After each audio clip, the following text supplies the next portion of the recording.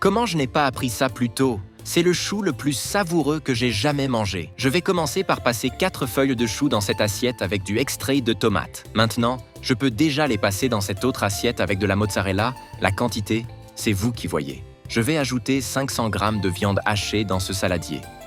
Vous pouvez utiliser une spatule pour bien détacher la viande, comme ça. Je vais ajouter 1 cuillère à café de sel, 1 demi-cuillère à café de poivre noir, 1 cuillère à café de paprika, 1 cuillère à café de chimichurri, 1 cuillère à café d'ail en poudre, un demi-oignon émincé. Je vais tout mélanger tranquillement. Et avant que j'oublie, dites-moi depuis quelle ville vous nous regardez pour que je puisse vous envoyer une dédicace spéciale. La dédicace d'aujourd'hui va à Julien Morel, de Lyon. Ça me fait vraiment plaisir de savoir que vous aimez nos recettes. Après avoir bien mélangé, je vais prendre un peu de viande et la mettre au centre de chaque feuille de chou. Vous pouvez bien presser avec la main. Avec cette façon de faire, impossible de se tromper. Ensuite, il suffit de refermer la feuille, comme ça. Je vais ajouter 4 œufs dans ce saladier et aussi 1 demi-tasse de crème fraîche, 1 cuillère à café de sel, 1 demi-cuillère à café de poivre noir. Je vais encore mélanger. Je l'ai faite hier pour mes amis, ils ont tellement aimé qu'ils m'ont demandé de venir vous l'expliquer ici. Le gros point fort de cette recette, c'est qu'on peut la préparer rapidement et avec peu d'ingrédients. C'est justement pour ça qu'elle est devenue une habitude chez moi, et je suis sûr qu'elle le deviendra aussi chez vous. Après avoir bien mélangé, je vais ajouter 1 demi-tasse de farine de blé. Je vais mélanger encore un peu.